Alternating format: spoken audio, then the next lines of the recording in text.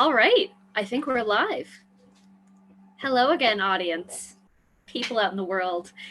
This is Jeanette Bruce, program coordinator at Whistler Public Library, coming to you again as our host for the evening for Lit Minds. I am delighted to once again be here with our friend Greg McDonnell for another session of Lit Minds, in which we are going to be talking about the very important subject of now that I can't send it.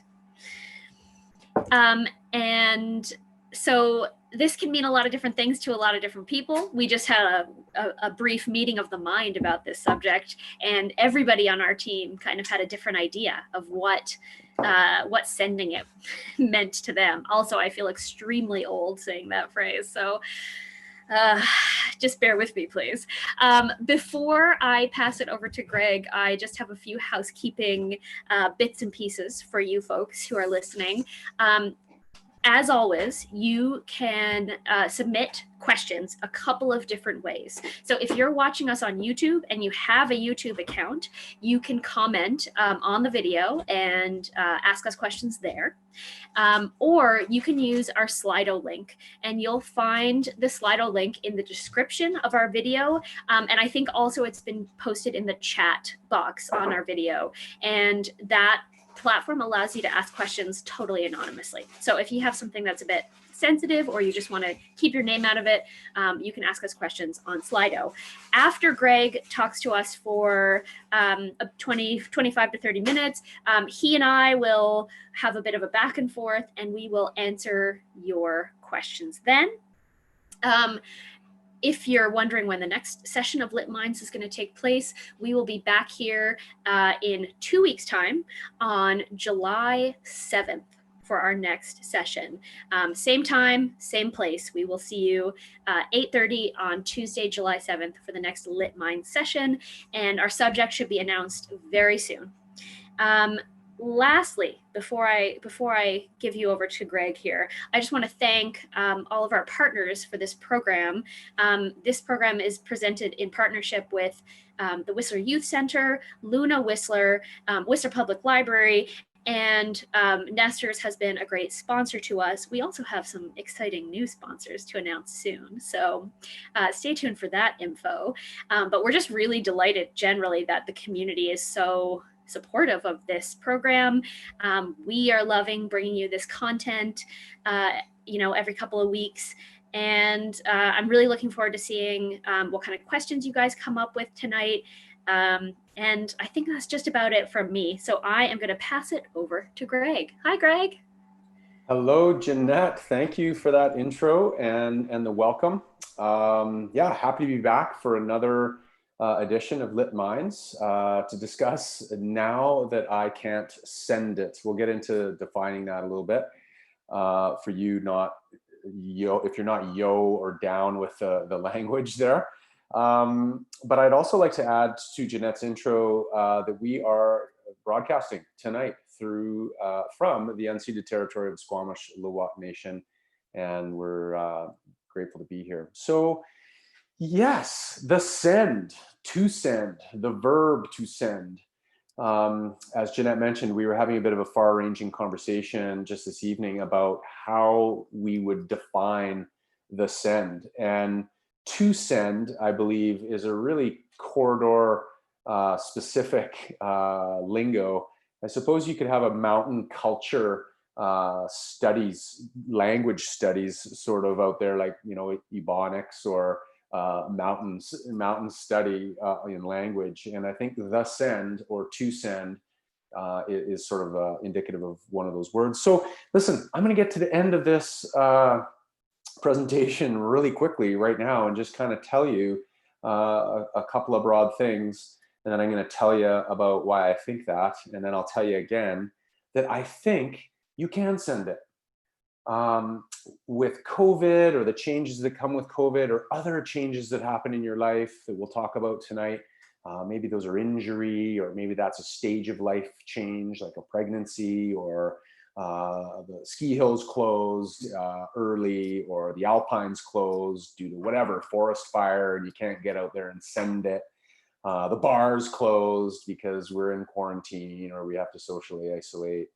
All these things are kind of happening to us, and they're causing a real conflict within our own identity and our identity structures that are firmly built on a scaffold or a foundation. And then all of a sudden to not be able to send it is a bit problematic for our identity and can kind of make us feel a little bit wobbly sometimes.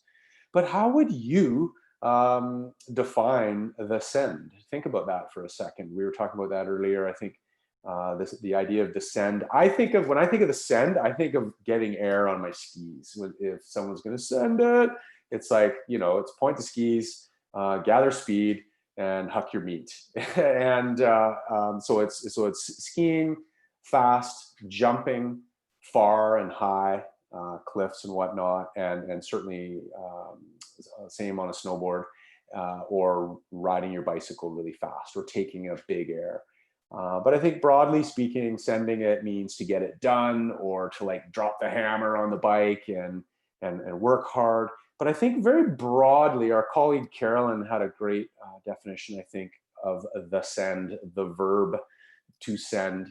And she saw it as a release of energy. And I really like that definition, because I suppose we're all kind of out there sending it in one way or another. And what we're creating, even if it's only lasts a split moment and we can never recreate it again, like a powder turn or an air, or a big slash on a snowboard, or on a skateboard, or whatever it is. Those things are kind of poetic because we create them and then they're gone. Poof, they're gone. But it's like a drug, right? And we want more. And one of the reasons we want more is because of that release of energy. That release of energy feels so good. And there's a psychobabble word for that. We call that discharge. So the nervous system accumulates this amount of charge. And when we send it, we get this opportunity to discharge the charge that we're carrying. Generally speaking, that tends to be pretty healthy for us. The human experience brings with it a degree of charge, and those come from our life experiences. They come from our everyday stressors. They also come from past trauma or recent traumatic events. And nonetheless, we have this charge that builds in the nervous system. And as it turns out, carrying an accumulation of that charge isn't very good for us. And so we simply have to find ways of discharging that charge. And if we don't find healthy ways of doing that, then the body is going to take care of that for us, and we're going to discharge in unhealthy ways. And this is depression, anxiety, addictions, anger management, and a few others. So this release of energy that comes with the send feels really good. The other thing I want to acknowledge is that I think a lot of people that move to the sea to sky corridor, perhaps we all come from somewhere else. We've sort of migrated to this place, unless you're indigenous to this area. And so we kind of craft our personalities here, I think, a little bit. And there's a degree of what I call identity capital that we build by living in a place like Squamish, Whistler, and Pemberton. And that capital gets built on things like, skiing, biking, snowboarding, snowmobiling, skateboarding, dirt jumping. Now there's all kinds of different ways you can send, right? Skateboarding, rock climbing, kite sailing, kiteboarding, paragliding. There's all kinds of ways we can send it. And for people like me, I came here close to 25 years ago, and I would say as a young adult, my identity was pretty raw and unformed. It was like a blank slate waiting to be crafted and created. And for me, skiing and mountain biking was a huge part of that identity structure.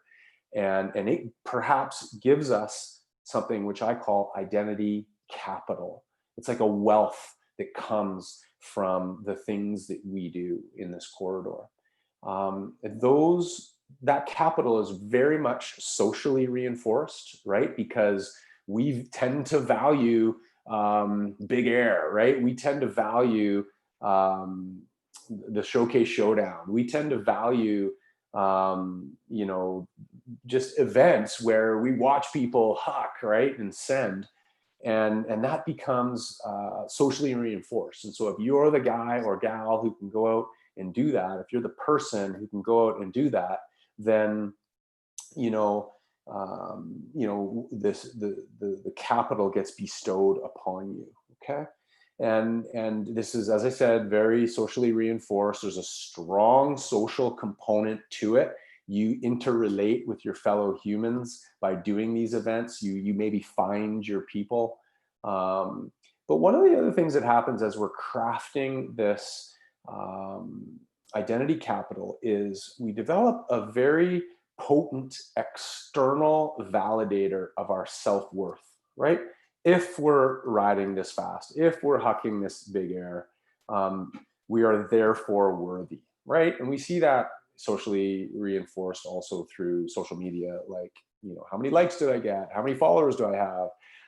Do I have a sponsor now? And so we get those external validators. And that external validation tends to be really potent, and again, drives that identity capital up and the sense of worthiness up.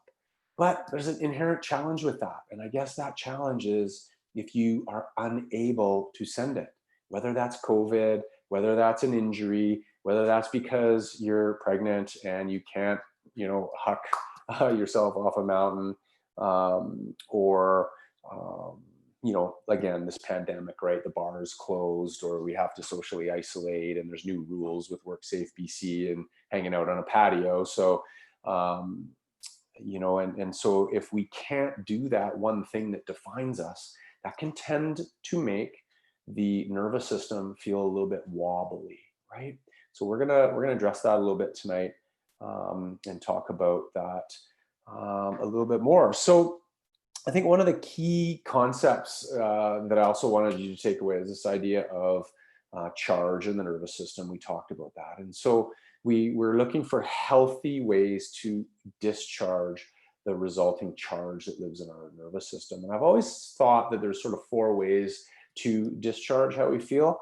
And the first is mentally. That's not mental health so much. It's more just mental stimulation, mental learning, mental gymnastics, I suppose, thinking things through. That can give us a sense of empowerment. Number 2 is physical discharge.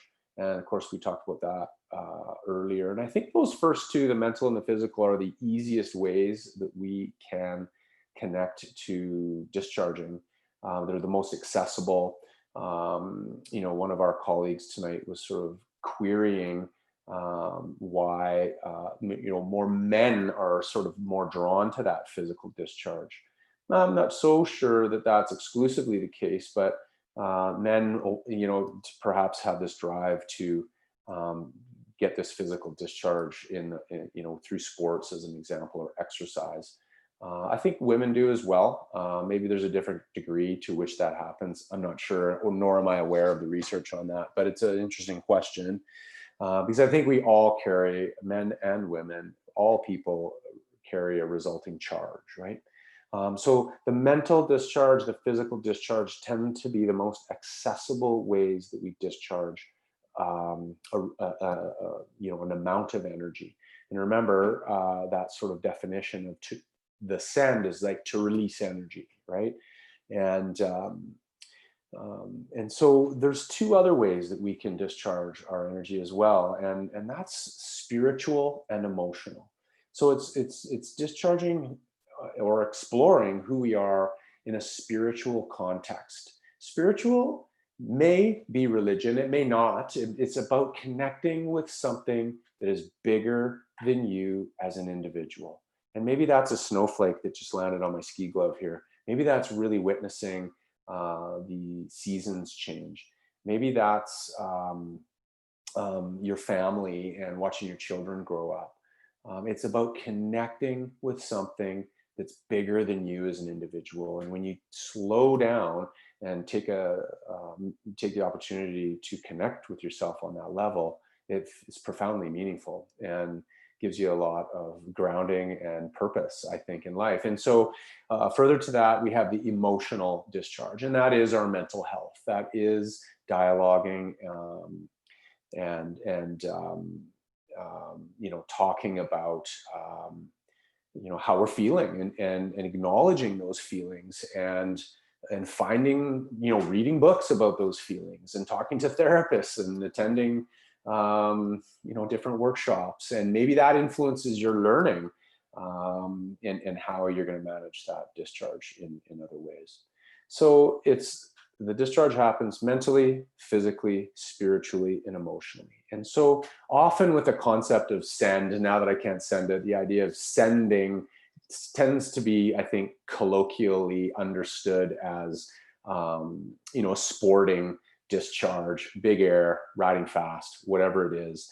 And if we can't send it, as I said earlier, this has a tendency to make our identity feel a little bit wobbly, because that's the one thing that defines us. There's a problem with that, folks. And that problem is, if you take away the one thing that defines you, no doubt anxiety and depression are going to come, right? That's the thing that defines you. It gives you all this identity capital. It's responsible for that external validation of worthiness. Take that thing away, our persona, the part of our character that's operating in the background, pushing up our personalities, is going to have a hard time with that. So as I said at the very beginning of this workshop tonight, I said, the title, Now That I Can't Send It, but I said, the thing is, you actually can. It just looks a little bit different. And what that requires is you shifting those identity structures. So with the athlete that blows their knee and they can no longer compete, it's about shifting that identity structure. And maybe that identity structure, and with the pandemic, it's been really interesting, because we've seen all these people baking sourdough bread and gardening and learning how to play the ukulele and watching 9 hours of Dune in a row. And so we're becoming Dune experts, perhaps. But my point is, we're getting curious about other things that define us. And that's a good thing for us. That's a healthy thing for us. And so maybe while that athlete had the knee injury, maybe they spent the time developing their business plan. And maybe that business plan has just been launched. And maybe it doesn't matter anymore that the race season isn't happening, because there's this other identity emerging. This tends to be really healthy for the nervous system. And that identity capital shifts. We get that capital from somewhere else, right? And this is a good thing. So again, you can actually send it. It just looks a little bit different. So if you're looking for some homework from this, it would be like developing a curiosity about what interests you have, finding your own passion, thinking about things that give you purpose and meaning, that are aligned with your values, and go on that journey to find it, because the destination will kind of show up, I think you'll find. And that's, I guess, the main thing I wanted you to take away tonight, is this idea that you can actually send it. It just looks a little bit different. So my invitation to you is to consider and think about what other things define you, and try to broaden those a little bit, so that you're not a one-dimensional persona, and that you actually spend time incubating and working on and investing in other parts of who you are. I'd like to think that, certainly here in BC, British Columbia, we've been lucky to, and it seems to be, we're heading towards this phase 3 of our province opening up with COVID, whilst keeping in mind all the safety precautions that are required to this date in late June. And we're really grateful for that. But it doesn't mean this pandemic is gone. And so we're still kind of figuring out how we can send it and what it looks like. And I'm hoping people do that with some moderation in mind and some awareness in mind, in terms of, I guess not sending it as hard perhaps, but also encouraging you to send it in ways that broadens the definition of who you are. So broadens that identity structure, such that when things get taken away from us, we are robust and resilient and adaptable, and we can bounce back from those things. So at this juncture, I would like to invite lots of comments and questions. Perhaps they're coming in through Slido or other means. And certainly Jeanette, our co-host, is welcome to scribe in with some questions as well. And I have some. You knew I would, right? We do have some questions on Slido, but I wanted to touch on something before I forget. Something that really resonated with me, Greg, was that idea of personal capital. And you said at one point the idea that you know, we often need these activities for validation, for our self-worth, and it made me think about the phrase, if it's not on social media, did it even really happen? And so I think those things are all kind of tied together. You know, there's the idea of, you know, letting out the energy of the send, but also the buddies who are with you, you know, seeing you do it, and then being able to kind of like share that, you know, personal goal or milestone afterwards. Oh, I see it's identity capital. Pardon me, Greg. And I was wondering if you could speak to whether you think that changes as you get older, or do we still hang on to that need? What do you think about that? I don't think it changes too much. When you look at the course of human development, we tend to think of humans developing in three categories: biologically, so our genes and genetics, psychologically, and socially. So they call it the biopsychosocial model of human development. And so, you know, I think we're impacted by all three of those as we age, you know, continually. You mentioned, you know, sending it with your friend group and them reposting your photo or whatever, you know, on the chat snaps and the inner tubes, they do all that stuff. And that was a joke. But anyway, you know, and so that reinforces that identity capital. And, you know, I guess one of the things I'm trying to sort of highlight with that is, let's say you go through a stage shift of life and you're no longer able to send it. I find one of the things that's been really fascinating to participate in, living in the Sea to Sky corridor, but also observing through thousands of clients, is the very stages of friendships you have and seasonal friendships you have. And so sometimes if your identity has a big shift, you're no longer skiing anymore, you may not see those ski friends or those bike friends. And that social component shifts. Maybe now you're into yarn bombing with the knitting club, right? And so awesome, you're knitting right now, that's fantastic. And so you're not really hanging out on a powder day with the peak chair cronies. You're busy meeting the knitting group because you've got a big yarn bomb to do. And so you see that social model shift because there's a new social group of socially reinforcing, you know, people around you. Does it change when we age? I don't think it does. I think we're constantly trying to find that identity. I mean, perhaps there's a bit of an old dog, new tricks thing in there as we age and we become a little bit more rigid with what some things look like. But I like to think that the aging brain responds really well with novelty. So we learn more, we challenge ourselves, and those people tend to be quite happy as they age. And so I think we can expect to see, you know, that continuing when people age. The audience didn't get to see my knitting, which I have to have in my lap if I have like more than 10 minutes of not using my hands. So I get that. I get that. Kind of on a related note, Greg, I'm wondering, I think about the fact, like using as an example, careers, my parents' generation, they they had careers that they started when they were 21 and kept until they retired. And we know that that's changing more and more with every generation. So I'm wondering if, in fact, the younger generations are more resilient to change or more excited about trying on different identities. What do you think?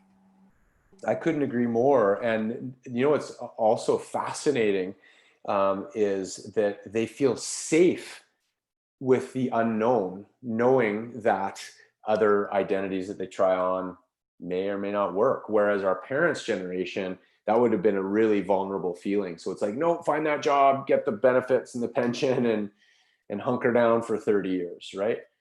And whereas I think young adults and youth today are really open to what's possible. Now, there's a bit of a communication breakdown, I think, between parents and teenagers, because parents often really identify with the destination, where you're going to be, where you're going to live, who you're going to partner with, what education are you going to get, what are you going to do for a career. And those are all destination oriented things. And youth aren't wired that way. Youth are wired for the journey. And so when I work with youth and young adults, I'm always really encouraging them to follow their heart, pick something that gives them purpose and meaning, and get on the journey, because the destination will arrive. You will kind of find your way, and you will meet mentors and guides who gently guide you along the way.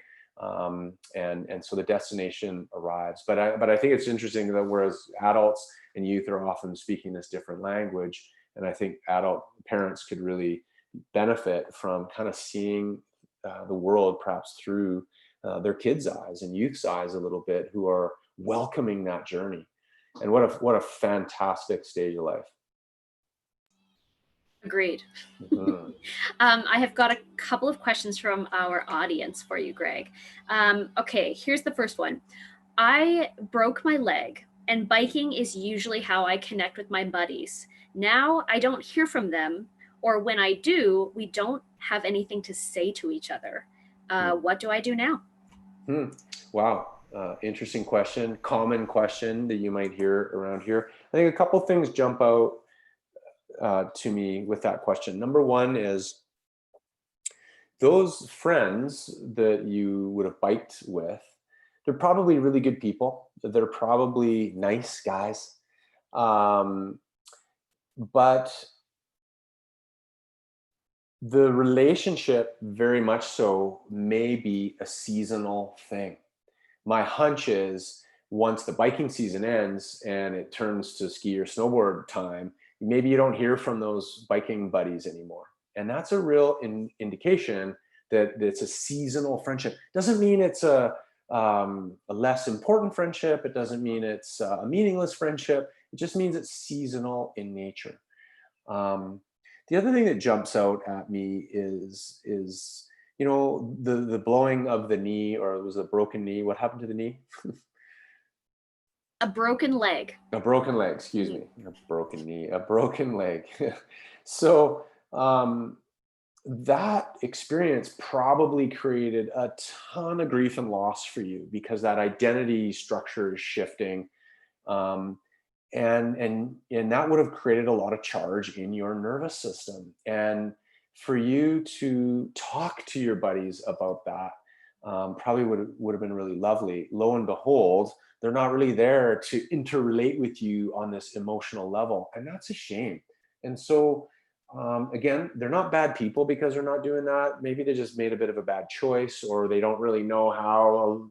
About 80% of men, okay, aren't super connected to their feelings. 20% are really connected to their feelings. Guess what I am as a therapist, right? I'm in the minority.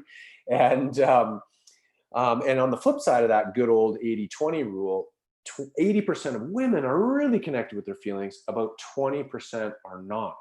So, your riding buddies are probably just typical males who fit in that 80% mold, who have a hard time entering your emotional world, right? But I think there's an opportunity there to evolve there a little bit for men, to be curious about what their buddy's feeling because they broke their leg, and try to enter that world empathetically with curiosity a little bit, and ask a question. Hey man, how's the leg doing? Can I bring you some groceries? Like something like that, that would be a very human thing to do. And the last thing I'll say about that is, if those people aren't really kind of coming to you, again, not bad people, but it may be that that tells you a little bit about a boundary in the relationship, or that your values are slightly different than theirs. And that's okay. And so that might create a bit of a evolution or a tidal shift in that friendship, and that's okay. People come into our lives for a reason, a season, and a lifetime. And I think you can only, even for really extroverted people, you could probably count those lifetime people on one hand. And so we have a lot of seasonal friends in the course of our lifetime. And a lot in this community. Yeah, because people come and go, right? And that's a part of living in the sea to sky. And that's also harmed the community to a degree, because I think some of those locals are a little bit jaded and guarded with letting new people into your life, into their lives. And I always thought that was a bit of a shame, right? Because I always thought those seasonal workers were a cornerstone of how our community operated, and actually were tremendous contributors to our community. So I always love the idea of welcoming them kind of wholeheartedly. Well, and I love the idea of this seasonal friendship idea, and embracing it in the sense that you might only be friends for one season, a literal season, like one summer, but maybe, your first time in the bike park was with that person and you're never going to forget that. Or, your favorite lake swim was with that person, and, you'll never forget that memory. I also wonder, talking about your idea of different types of discharge, if you're injured, or like all of us, if you're kind of, unable to engage in as much physical discharge, you actually have a really great opportunity to try some of the other types of discharge, right? Yeah, totally. And maybe you'll meet lifelong friends in the pursuit of other types of discharge. What do you think about that? I couldn't have said it better myself. I think that's a really wise statement. I think you're bang on. And I think it takes giving yourself permission to find those other pursuits, to find those other things that define your identity, and be open to those connections that come from that. Excuse me, that may come with quite a bit of vulnerability to step outside your comfort zone. But I think that's where the magic happens, right? You stay in that comfort zone all the time. It's this sort of bubble. And I think that the magic happens when we step outside that a little bit. I noticed that there's another question that's kind of come in on this chat platform I'm watching here. And it says, what if all my Whistler friends are seasonal in nature? Great question. Yeah, I think that's okay. I think at the front end of that, that's okay, because those seasonal friends are probably great people. They're probably super fun. They probably like to go send it and do the same things you do. And they're probably, and they're obviously like-minded. And so you're attracted to one another. And so that's okay. There's nothing bad about the seasonality of that friendship. It's about giving yourself permission to honor that season's over, and it's okay that there's a gentle or natural boundary that comes with that season finale. The thing about seasons is they come back. So like, I had a heartwarming experience the other day where I got invited to an old seasonal friend's birthday party. And these are historical ski buddies of mine who I would say they're very good people. They come from history for me that was very seasonal. where we worked in a ski shop together. And but I would say they're very good people, but I would say we're very different. We have different values, we have different ways of looking at the world, we have different hopes and dreams and aspirations, and those things take us in all kinds of different directions. But I was really heartwarmed when I got invited to this party, because it just reminded me that there's still great connections with those seasonal people. Lastly, with that question, I think if it's feeling that the seasonality of some of those friendships are a bit wobbly, or they're built on kind of not really built on history, or they're not really built on like-minded values, then that might be your gut kind of telling you that you need to invest in some longer term friendships, where values jive and connect, and where it's a reciprocal relationship, and maybe some of those seasonal friendships will turn into lifelong. And I mean, there's vulnerability in putting yourself out there like that. I'm going to sound like an ad for the library now, but I have to say, I have met my best Whistler friends through social activities like book club, like choir, like games night. And the reality is, the first time I went to those things, I was by myself. So I had to go and try it. And that's scary, no matter who you are, no matter how extroverted you are, no matter what age you are. But it is worth it. Well, and that's where the magic happens, right? The thing about vulnerability, and this is the work of Brené Brown, who many of you have probably heard of. She's a bit of a superstar in the pop psychology domain these days, and for good reason. Is her research tells us that first of all, her research tells us that we don't like being vulnerable. So what do we do with that feeling of vulnerability? Is we tend to numb away from our vulnerabilities. And how do we numb? We numb in all kinds of ways. Yes, drugs and alcohol, but also sending it and skiing 100 days a year and partying and working a ton, and even like exercise, like I don't know, some of these triathletes, right? And it's like hour after hour, and I'm not picking on the triathletes, so that may give you a ton of purpose and meaning. But back in my running days, at one point I asked myself, Greg, what are you running from? Right? Because I was just constantly running, and I realized it was just another way that I would physically numb myself, right? And so we don't love to feel vulnerable, so we numb away. So I think step one there is learning to recognize how you numb. I also like to numb with chocolate, right? The trick is numbing's not good for us, because when we numb, we also numb from joy and connection and love and all those things. And so instead of numbing away, what we want to do is turn toward. And the other cool thing that her research teaches us is that this is cool. And that's that turning towards your vulnerabilities usually works out in your favor. Like Jeanette, when you went to those events at the library, you were feeling really vulnerable, but it sounds like all three of them worked out in your favor, right? The fact of the matter, though, is sometimes when we turn towards our vulnerability, it doesn't work in our favor. But that's okay, according to Brené Brown, is that she likes to say that at least it's a life fully lived. At least you're in the damn arena and giving it a go, right? And so turning toward the vulnerabilities, that's where the magic happens. I firmly believe that. Mm-hmm. Greg, we have another question from the audience. It's about, I guess it's for the couples out there. What if your idea of sporting discharge or physical discharge is different from your partner's? Maybe you're not as intense when it comes to your activity, and there seems to be judgment coming from the partner. I feel like that could be with a close friend as well. What do you think? Yeah, very much so. Could spend an hour talking about that one. But, I think connection is really fostered when there isn't judgment.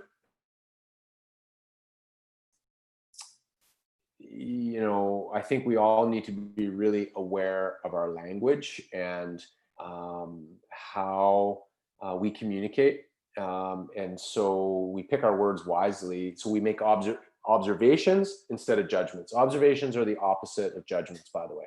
An observation might, right? I noticed that you didn't ride that rock slab, right? I noticed that you weren't belting it out in tenor at choir practice, right? It's pointing out what's real. It's not a judgment. And so how, by our tone, our timing, our facial expression, our volume. Uh, and so if we connect with people before we lay something like that out there, it's way more, you're connected. So the relationship's there, so you can tolerate the conversation. Um, you know, I think couples who make it, strong couples, are highly influenced by one another. And so let's say you're the person in the relationship that goes out and can ride 4 hours, and you're hammering and you're taking big air and you're sending it, and all this stuff. And your partner either isn't interested in that, can't do that, or is just, yeah, simply isn't interested in it. But they want to go for a ride with you. They made a request to go for a ride, and it's on the pea gravel around Lost Lake. Couples who make it are influenced by one another. So what I would say to the people that ask that question is, for a pea gravel ride around Lost Lake, and but influenceability is also a two-way street. So and again, I think of that identity capital piece, like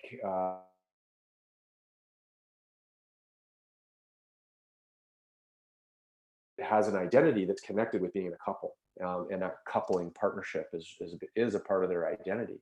And so I think they need to foster and nurture that relationship just as much as they would foster and nurture the bike identity as well. We came right back to that nonviolent communication, didn't we? Bingo. We did. We did. Good catch. So useful, so useful. Mhm. What the, our, as I shared last time, our team agreement is turn conflict into curiosity. Mhm. Always Love a it. Love good it. piece of advice. Um, Greg, I have several kind of related questions from the Slido. So I'll run through a couple of them, and I think maybe there will be maybe an answer for all of them. So one of them is, my friends like to party every weekend, and they're Mhm. awesome and they're wonderful, but I want to get healthy and I'm tired of the same old, same old. Any advice? And this person specifically mentions that they are an introvert. And Mhm. then we have another kind of related question that says, I find that I have a lot of friends that can only unwind if they are either biking 10 million miles up and down a mountain or smoking a bunch of weed. No in between. So I feel like there's something related in those questions. Well, yeah, the latter question, the last question, idea of riding 10,000 miles, or like, smoking weed all day. Those are those negative sides of numbing, right? Although there's this culture of acceptance around smoking pot in this mountain community. Um, we know spending all day on the wrong end of a bong isn't going to be good for us, right? And um, so it's that excessive numbing, um, and it could be that way on the bicycle too, right? And so again, maybe ask that question: what are you numbing from? Um, this question, though, I think I think there's a real opportunity there, to be curious about friends whose values and philosophies jive with yours. Because if you don't want to be partying and drinking all the time, then the reason why you're having difficult time not doing that yourself probably is because your identity structure is so connected to joining them on that send, because they're giving you all this positive reinforcement about how crazy last night was and blah blah blah blah blah. So you feel like you got to keep doing that. But somewhere in your gut, you're feeling like it isn't, the person you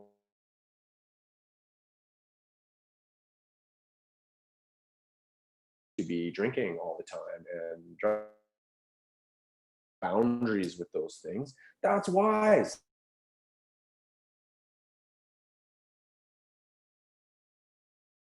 Real opportunity there to break the mold. And again, it doesn't mean those friends of yours that drink and party and do drugs are bad people. It means they're making some values choices that are separate, or that are being distinguished from yours. And now is a lovely time to go out there and try to find some other things that define that identity. I think when you have a group of friends like that, and I'm sure this happens so much in this town, Mhm. taking the opportunity to kind of like take stock of the group and maybe reaching out to someone in the group that you feel like might share some of your values and saying like, hey man, do you want to like go for a walk, or like, I don't know, like if Mm. you both have dogs, do you want to go to the dog park, like something that Yeah, does not involve the bar, and is, you know, outdoors and active, and kind of like testing the waters with people to see if they'll get on absolutely. board. um, and that's language of curiosity, Jeanette. And so testing the waters, inviting people into your idea, I think is an awesome idea. And it, again, it takes vulnerability. It takes picking something outside of the mold of that identity structure, of that identity capital. Um, but stepping out of our vulnerability usually works in our favor. Greg, we have a couple more questions on the Slido that are back to this idea of sending it, you know, on the mountain. So we have one question. It's almost a comment, but I'll see what you think about it. This comment says, "I always hear there are no friends on powder days," and that statement seems selfish to me. Unless you can send it, you're not good enough to hang out with those people. What do you think about that? Wow. Yeah. It breaks my heart to hear a little bit, although I've been known to race around by myself on a powder day historically. And again, I think that's a little bit of the part of the culture of and the evolution of our engagement with lift access skiing. That's a whole other conversation, but is there's a lot of people out there. And so you have to kind of charge after it to get the fresh snow. So, but as I said, that's another conversation. But I think I would, I'm kind of repeating myself a little bit, but I think there's an opportunity there to really ask yourself um, what type of boundaries exist with that particular friend. And again, it doesn't mean they're bad people because they're out there, charging after it. Maybe a little selfish, which mountain people have been known to be. And so that selfishness maybe guides your knowledge of where that boundary is. Okay. I Yeah. feel like that could come back to our discussion about couples doing activities together as well. Like if you know your partner wants to be doing first tracks on a powder day, and you're just going to be lagging behind and tired and Mm, annoyed, then maybe you stay in bed and you go mm, out later with some different friends and ride the mhm. groomers. Like, you know, Yeah. that doesn't have to be a bad situation. It doesn't. It's about giving yourself permission to do that, not projecting anger onto the other partner and making them feel bad because skiing in the morning is a big part of their identity. And that would be the absence of codependence, right? Codependent couples would have a hard time with that. Mhm. Oh, now here's another question about couples. Ooh, we're getting into the relationship stuff tonight. This person asks, my long-term partner is always focused on stuff in the here and now, like hiking, biking, and outdoor adventures, but he avoids talks of future commitment. What would you recommend for this person? The sea to sky Peter Pan. Often heard about, rarely seen. Yeah, there's a few out there. Rarely. Sorry, often heard about, always seen. Yeah. Well, yeah. Perhaps this mountain culture, again, we perhaps need another hour or another Lit Minds event to talk about identity development in mountain culture, but it, perhaps there's a dose of hedonism in there for us. And I think we've all come here, as searchers. We're all on the search, and we're, and on the one hand, we're searching for our people and our partners to partner up with. On the other hand, we're searching for experiences, and we want to go out and get those. And some people are really connected to those things, and it gives them a profound sense of purpose and meaning. And so, yeah, and again, it comes back to those values that they may not be aligned at the right time. And but it doesn't mean the relationship's over. It could mean that there's a conversation to be had around selective rigidity around just following your own bliss, right? If you want to stay in a long-term committed partnership, if you follow your own bliss, it's probably not going to happen, because the fact of the matter is you have to be influenced by your partner. It's a two-way street, mind you, but you have to be influenced by your partner. You have to be fond of one another. You have to nurture that fondness and admiration over time. And you need to create shared meaning, not individual. Individual is you're on your own. And so you need shared meaning with one another. And maybe there's a middle ground for that couple. Maybe there is a middle ground where influenceability can help, and it's welcomed, and then happily ever after, maybe.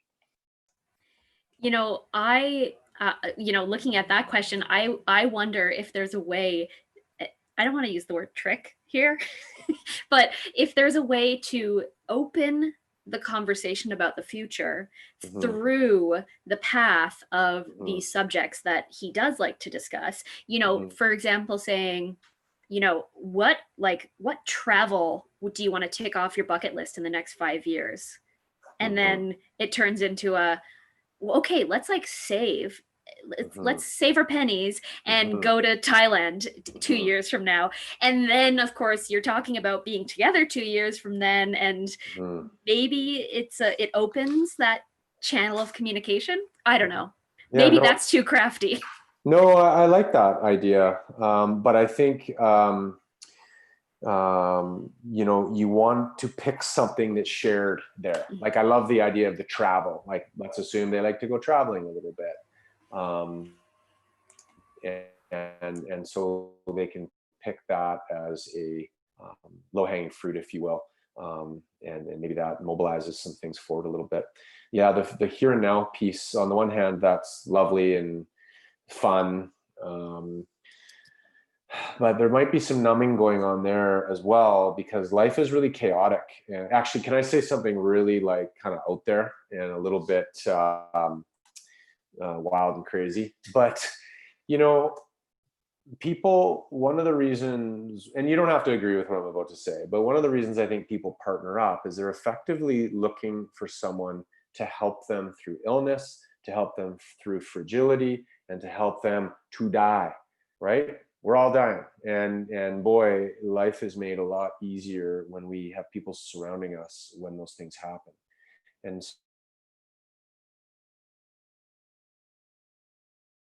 we get that intellectually, I think, with age. I think that's why wisdom, comes with age a little bit.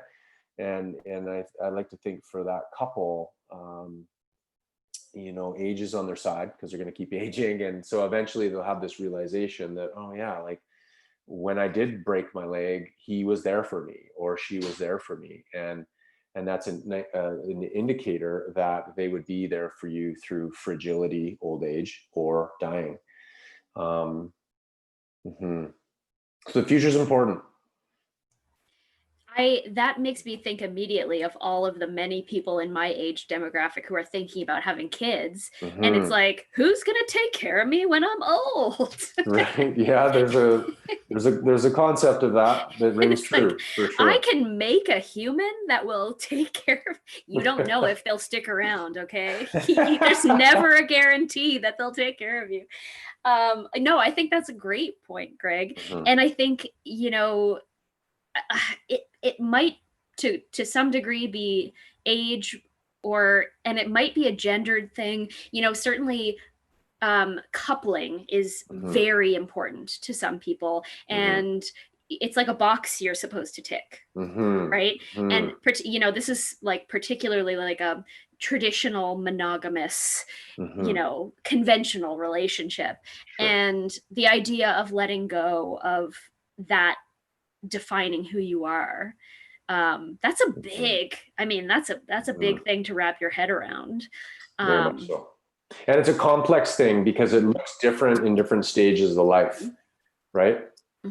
Yes, of course. And we don't actually know how old this person is who's asking the question. I mean, if they're teens, then maybe it's like, well, this person maybe really isn't thinking further than a week down the road. Yeah, exactly. And that has to do with brain development. And same with a lot of young adults. Brain development tends to end somewhere between 25 and 27. Tends to be a little bit earlier for women, and it tends to be it's a hard age range. It's about 2 years age range in there. So, there's a lot of brain development yet to happen for a lot of these young people in town. So, yeah. I'm noticing the time, Jeanette, and I wanted also to thank one of our sponsors that we were remiss in mentioning, and that was Fresh Street Market. So thank you to Fresh Street Market for funding this edition of Lit Minds tonight. Now that I can't send it, I hope you took away a few key items, you listeners and watchers. The one main thing that I wanted you to take away is the idea that you can send it. It's just going to look a little bit differently as you shift your identity structures. So maybe there's some homework in there for you to be curious about other ways to define your identity, and seeking people to partner with and share times with whose values jive with yours. So yeah, thank you very much. I'll let Jeanette sign us off here, but we are back in 2 weeks on July 7th for an as yet undetermined topic. We hope you can join us. Very exciting. The tension is building. We will announce that soon. And thank you so much, Greg. I think it's pretty great homework to be curious and maybe emerge from all of this as a more well-rounded person. That's pretty cool. I'm okay with that homework. Well, I will thank our sponsors one more time. As Greg said, Fresh Street Market, we love you guys. Nesters, thank you so much. And then the partners who are presenting this program, the Youth Center, Luna Whistler, and Whistler Public Library. We are going to say goodbye for now, but we'll see you on July 7th, same time, same place. All right. Bye, everybody.